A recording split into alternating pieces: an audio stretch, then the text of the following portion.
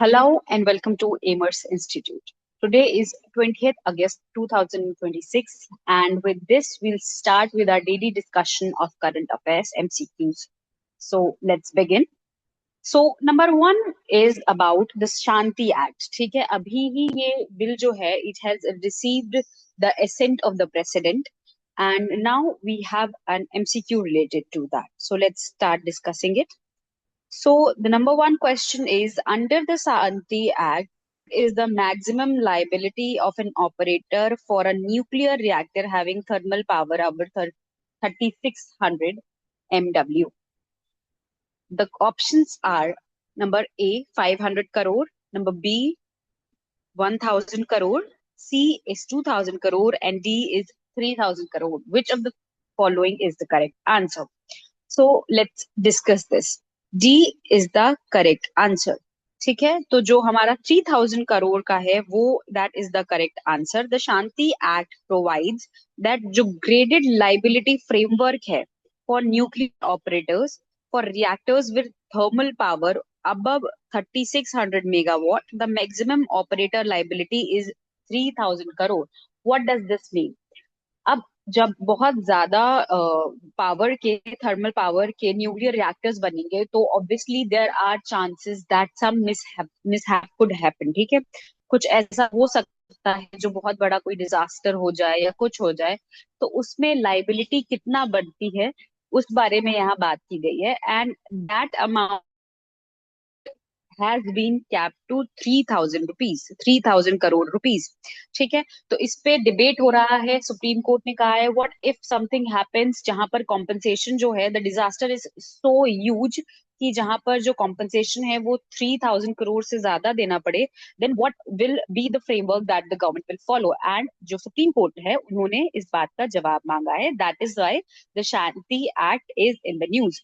और जो शांति एक्ट है वो अभी थोड़े दिन पहले ही इसे एसेंट ऑफ द प्रेसिडेंट मिली है. So has an act in very recent times. Okay, so let's move on to question number 2, which is which country recently proposed a ban on social media for children below the age of 15? So अभी हमने थोड़े दिन पहले देखा था that Australia जो है it has banned social media for the children below the age of 14, but now there is another country who is deliberating the ban of social media for the children below the age of 15. Which is that country? आपको वो answer करना है. The bill was passed there. ठीक है, so the country is France. ठीक है, अगर हम ऑप्शंस देखेंगे तो हमारे Germany, Italy, Spain options, France option है and the correct option is France. ठीक है, तो जो फ्रांस है उसने अभी एक बिल प्रपोज किया था banning social media for children below the age of 15 years. ठीक है, फ्रांस जो फ्रेंच पार्लियामेंट है उसने इस लेजिस्लेशन को अप्रूवल दिया था जुलाई 2026 में. And it sought to prohibit children under 15 from accessing social media. ठीक है, पर जो फ्रांस की जो कॉन्स्टिट्यूशनल काउंसिल है उसने इसे स्ट्रक डाउन कर दिया ये कहकर this is disproportionate restriction on freedom of expression and concerns over privacy. ठीक है, सो ये जो है ये डिसप्रपोर्शनेट रिस्ट्रिक्शन पुट कर रहा है on the freedom of expression of people. ठीक है, सोशल मीडिया को कहा जाता है that it gives an opportunity for people to express their opinion and it gives them the freedom of expression. वो उसको ऑप्रेस कर रहा है ये right. And it also raises concerns over the privacy of individual. That is why this has been struck down. ठीक है, so this is the second country who has proposed this kind of ban. Please keep it in mind. Australia has already enforced this kind of ban for students below the age of 14. Social media there is banned. Okay, now we will come to question number 3.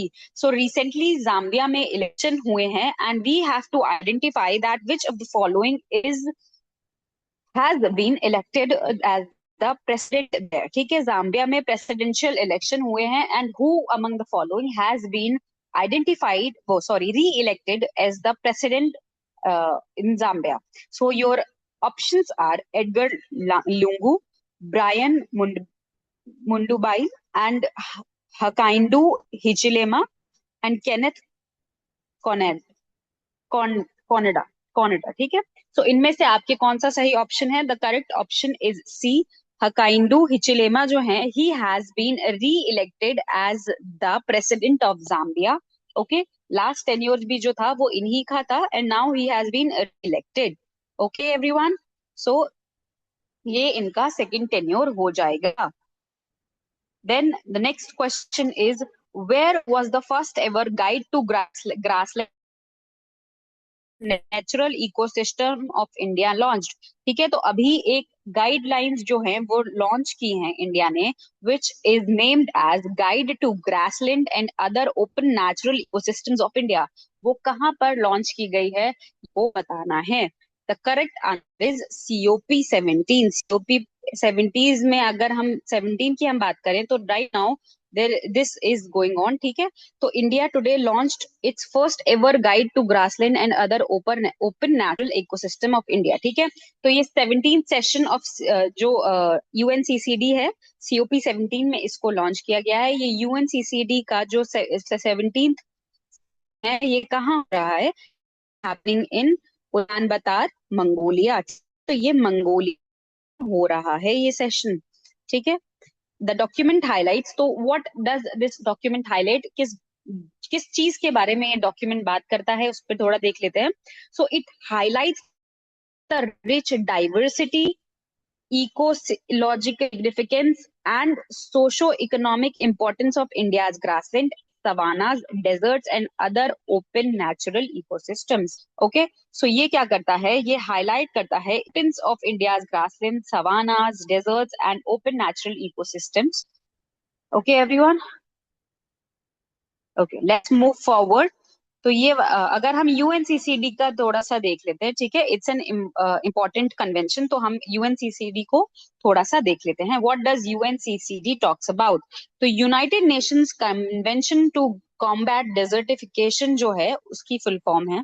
ठीक है, desertification को कैसे combat करना है वो उस बारे में जाकर जिस कन्वेंशन में बात की गई है उसे ये यूएनसीसीडी कहते हैं. ठीक है, it was adopted in 1994 and entered into force in 1996. तो ये अडॉप्ट कब की गई थी? It was adopted in 1994 and it entered into force in 1996. So what is it about? It's about it's legally binding international environment agreement. ठीक है, तो बहुत सारे एग्रीमेंट्स ऐसे होते हैं जो लीगली बाइंडिंग नहीं होते हैं. ठीक है, बट दिस यूएनसीसीडी जो है वो लीगली बाइंडिंग है on all the participant countries. ठीक है, तो इसमें इसका सेक्रेटरीट कहाँ है? बॉन, जर्मनी में इसका सेक्रेटरीट है. 197 जो कंट्रीज हैं they are the parties to it. ठीक है, मेन ऑब्जेक्टिव क्या है इसका? देखिए नाम में ही दिया हुआ है that the main objective it of this convention is to combat desertification, ठीक है, land degradation and drought. ठीक है, so these are the main objective of this convention and it particularly focuses on dry land and countries experiencing serious drought and desertification. ठीक है, तो जो dryland area हैं और जो कंट्रीज जो हैं वो सीरियस प्रॉब्लम्स फेस कर रही हैं because of the dry land, because of the drought and desertification, उस पर ये बहुत ज्यादा फोकस करता है. Okay everyone, key principle of this is to sustainable land management and restoration of degraded land. Okay, तो सस्टेनेबली जो है वो लैंड कैसे मैनेज की जाए और कैसे जो डिग्रेडेड लैंड है उसको रिस्टोर करना है, that is what the key principle of UNCCD is. Okay, let's move on to next question, which is, which award were announced by the Ministry of Youth Affairs and Sports to recognize excellence in sports in 2025? Your options are Arjun Award, Major Dhyanchand Khel Ratna Award, National Sports Award, and all of the above. Which of the following is the correct option? So the correct option here is all of the above. ठीक है, ये सारे जो हैं ये अभी announce किए गए हैं. Let's look at the explanation. The ministry of youth, तो ये अनाउंस कौन करता है? The ministry of youth affairs and sports ने इसको अनाउंस किया है. ठीक है, and it recognises and rewards excellence in sports. तो जो भी एक्सेलेंस होता है या फिर जिसने बहुत अच्छा for throughout the year और लाइफ टाइम अचीवमेंट्स किए हैं स्पोर्ट्स में, it is to recognise those efforts of the sports person. ठीक है, the awards are conferred annually by the president of India at Rashtrapati Bhavan. ठीक है, तो ये एनुअली अवार्ड जो है वो इसको कन्फर किया जाता है और राष्ट्रपति भवन में ये दिए जाते हैं by the of India. For 2025 the selection committee recommended 17 athletes for Arjun Award, 5 coaches and 5 coaches for Dronacharya award and 1 organization for राष्ट्रीय खेल प्रोत्साहन पुरस्कार। ठीक है, तो एथलीट्स के लिए जो अवार्ड्स होते हैं वो होते हैं Arjun award and 5 coaches. Dronacharya you know is an important historical and figure for India, so उनको नाम पर ये अवार्ड रखा गया है which is for the coaches. ठीक है, एंड देन 1 organization राष्ट्रीय खेल प्रोत्साहन पुरस्कार जो है वो ऑर्गेनाइजेशन के लिए है। So 17 athletes, 5 coaches and 1 organization has been awarded. ठीक है, recommended for this award. They are administered, तो ये एडमिनिस्टर कौन करेगा? Ministry of youth affairs and sports. A dedicated selection committee headed by retired supreme court जज, high court जज evaluates the nomination. Okay, तो ये एक डेडिकेटेड कमिटी बनाई जाती है, सिलेक्शन कमिटी, जो या तो रिटायर्ड हाई कोर्ट जज हो या फिर सुप्रीम कोर्ट जज हो, वो इसको इवेलुएट करते हैं इन अवार्ड्स के लिए। Okay everyone, now next question is who released the Hindi biography of जनप्रिय नेता वेंकैया नायडू उदयगिरी उदयगिरी से उपार छत्रपति तक। ठीक है, उपराष्ट्रपति सॉरी जनप्रिय नेता वेंकैया नायडू उदयगिरी से उपराष्ट्रपति तक। ठीक है, तो ये जो बुक है, because books are very important in exams, तो उसके आपको राइटर वगैरह पूछ लिया जाता है। So this is the book about our former vice president Venkaiah Naidu, और उनकी जो बायोग्राफी है वो आ रही है। और ये जब हिंदी में रिलीज की गई, हु रिलीज्ड इट? ठीक है, तो the options are Amit Shah and Atishi. Your second option is Rajnath Singh and Rekha Gupta. Your third option is Nitin Gadkari and Rekha Gupta. D option is S. Jaishankar and Atishi, and E option is Piyush Goyal and Rekha Gupta. So the correct option is Rajnath Singh and Rekha Gupta ने ये जो award है, sorry ये जो इनकी M Venkaiah Naidu की जो biography है वो हिंदी में जब रिलीज हुई तो दे released it. Okay everyone, so it was released by Rekha Gupta, Chief Minister of Delhi, and Defense Minister Rajnath Singh. Okay, what is the name of the book? That could be asked too. ठीक है, कि कौन सी book है? जनप्रिय नेता वेंकैया नायडू, सो उसमें book में ही दिया हुआ है उदयगिरी से उपराष्ट्रपति तक। Okay everyone, let's move forward. Which senior Congress leader is set to release the memoir titled Belonging: A Journey of Love? ठीक है, मेमोयर का मतलब होता है लुकिंग बैक। कोई जब अपने काम के ऊपर अपनी जिंदा रहते बायोग्राफी वगैरह लिखता है, सो दैट इज मेम्योर। ठीक है, तो ये किसकी जो है वो रिलीज होने वाली है? Which senior Congress leader? Belonging a journey of love. आपके में ये क्वेश्चन आ सकता है that who is the author of the this book, and अगर किसी के ऊपर है तो किसके ऊपर है? So your options are Priyanka Gandhi Vadra, Sonia Gandhi, Manmohan Singh, Shashi Tharoor, Jairam Ramesh. किसके ऊपर है ये? So the correct option is Sonia Gandhi. Okay, Sonia Gandhi की ये बायोग्राफी जो है वो रिलीज हो रही है। सीनियर कांग्रेस लीडर हैं ये सोनिया गांधी। ठीक है, is the author, she is also the author of the memoir. और क्या नाम है इसका? Belonging a journey of love, which is scheduled to be published on 10 November 2026। ठीक है, हर इट टॉक्स, ये जो बुक है it talks about her personal journey, family, political life, and experiences that she has had in India. Okay, everyone. Now, next question is when is the World Humanitarian Day observed every year? हर साल जब world humanitarian day जो है वो observe किया जाता है तो वो कब किया जाता है? Your options are 15th of August, 19th of August, 20 August and 21 August. तो इनमें से क्या सही है ये आपको बताना है। सो it is 19th of August। ठीक है, जो करेक्ट ऑप्शन है वो है 19th of August, और 19th of August को वर्ल्ड ह्यूमैनिटेरियन डे के तरीके से ऑब्जर्व किया जाता है।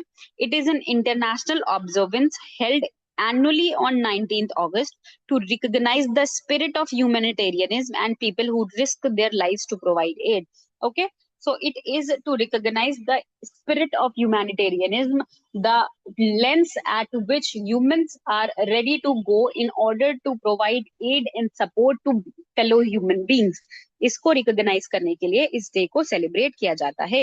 It the theme of 2026 is honoring fallen humanitarians and calling for greater protection of healthcare. Okay, so this could be a question too, that what is the theme of Humanitarian Day 2026? So this is theme. You have to remember that. Okay, which river in Tamil Nadu has been declared a legal person, marking a milestone in India's earth jurisprudence? अब बताइए इसका जवाब क्या होगा? Vaigai river, Palar river, Tamirabarani river, या फिर Kaveri river? What of the which of the following is the correct answer? Your ठीक है, तो ये आपके ऑप्शंस हैं. The correct answer is Tamirabarani river.